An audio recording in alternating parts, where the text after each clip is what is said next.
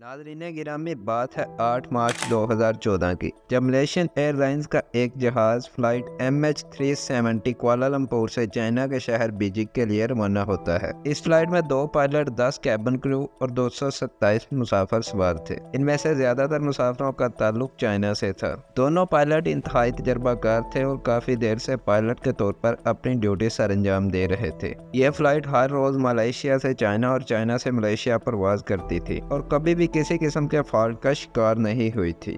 लेकिन आज का दिन फ्लाइट के लिए कुछ अच्छा न था। यह सफ़र भी सिर्फ 5 घंटे 34 मिनट का था। इसमें फ्यूल भी ज़रूरत से ज़्यादा मौजूद था, जिसको एमरजेंसी की सूरत में भी इस्तेमाल किया जा सकता था। फ्लाइट रात 12:42 पर कुआलालंपुर से टेक ऑफ करती है।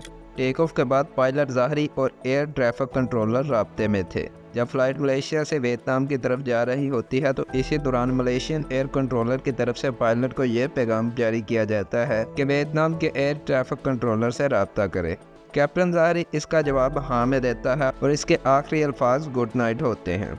लेकिन इस पायलट और एयर ट्रैफिक कंट्रोलर को ये नहीं पता था कि इनका ये मैसेज आखिरी साबित होने वाला है। इस राब्ते के सिर्फ 3 मिनट बाद फ्लाइट का मलेशियन एयर स्पेस टावर से राब्ता कट जाता है। लेकिन यह बात मलेशियन ट्रैफिक कंट्रोलर के लिए ज़्यादा खतरा इसलिए नहीं बनता क्योंकि इनके ख्याल के मुताबिक अब फ्लाइट का राब्ता वियतनाम के एयर ट्रैफिक कंट्रोलर से हो चुका है, इसलिए वो हमारे रडार से ख़त्म हो चुकी है।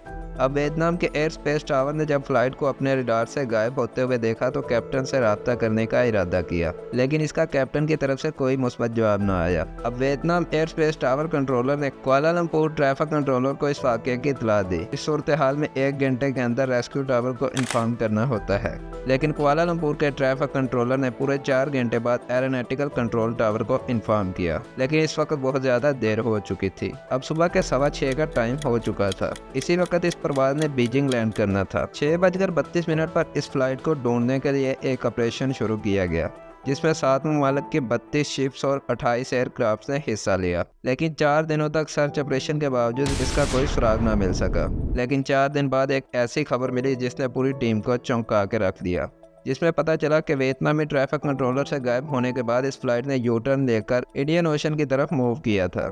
इसका पता इस तरह चला कि जब इस फ्लाइट का राब्ता सिविलियन रडार से खत्म हुआ तो अगले 1 घंटे तक मिलिट्री रडार के साथ कनेक्ट रहा। इसको इंडियन ओशन की तरफ ढूंढने का काम शुरू किया गया, लेकिन फिर भी कोई अच्छी खबर ना मिल सकी। अब पूरी दुनिया में इस फ्लाइट के लापता होने की खबर फैल चुकी थी। अगले चंद दिनों बाद यह खबर आई कि फ़्लाइट मिलिट्री रडार से तो 2:22 पर मुनक़ता हुई थी, लेकिन अगले चंद घंटों तक ये एक सैटेलाइट से राब्ते में रही थी। नॉर्मली जब किसी फ़्लाइट का अपना सिस्टम किसी वजह से ख़राब हो जाता है तो वो अपने करीब मौजूद सैटेलाइट से कॉन्टैक्ट करती है। चंद घंटों तक सैटेलाइट के साथ राब्ते में फ़्लाइट ने इंडियन ओशन की तरफ सफ़र जारी रखा और सुबह तकरीबन 8:19 पर सैटेलाइट से आखिरी कॉन्टैक्ट किया और चंद मिनट बाद इस सैटेलाइट से भी गायब हो गई। जब पहली मरतबा सर्च ऑपरेशन शुरू किया गया तो इस वक्त जहाज़ उड़ रहा था, लेकिन जिस जगह ऑपरेशन किया जा रहा था इससे दूर इंडियन ओशन के ऊपर फ्लाई कर रहा था। रिसर्चर ने तहकीक के बाद पता लगाया कि ऑस्ट्रेलिया से दूर इंडियन ओशन के कर्व हिस्से पर हो सकता है कि यह जहाज़ लापता हुआ हो। इस फ्लाइट ने कुआलालंपुर से इंडियन ओशन तक 8 घंटे तक सफ़र तय किया था और इसके पास इतना ही फ्यूल मौजूद था। हो सकता है कि इसी जगह फ्यूल ख़त्म होने पर इंडियन ओशन में ही जहाज़ क्रैश कर गया हो।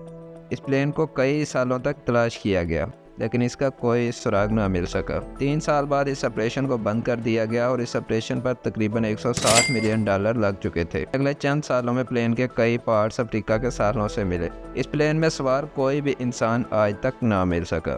8 साल गुजरने के बाद एक रिटायर्ड इंजीनियर रिचर्ड ने दावा किया कि सिग्नल प्रोप्रिएरियन एनालिसिस के जरिए इसने अंदाज़ा लगाया है कि मलेशियन प्लेन इंडियन ओशन के अंदर ही मौजूद है और इसने इसकी राइट लोकेशन भी बताई, लेकिन यह इंडियन ओशन में तकरीबन 4000 मीटर नीचे मौजूद था। यह इतना ही ज़्यादा गहरा था जितना कि टाइटैनिक का मलबा समंदर में पड़ा हुआ है।